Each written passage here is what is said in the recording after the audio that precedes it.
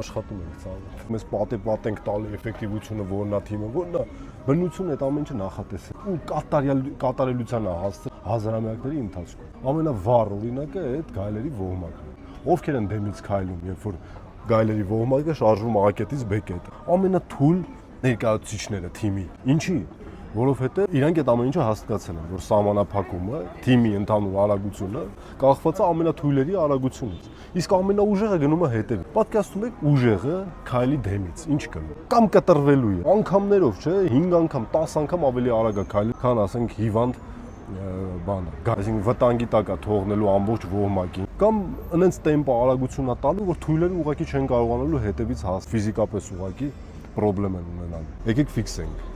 Մեր թիմի էֆեկտիվությունը ուղիղ համեմատական է, հավասարազոր է մեր ամենաթույլ աշխատակցի էֆեկտիվությանը։ Աշխատեք ամենաթույլ թիմակիցների վրա, աճացրեք նրանց, ուժեղացրեք ու կուժեղացնեք ձեր ընդհանուր թիմային արագությունը։ Ուժեղներին կարողեք զսպեք։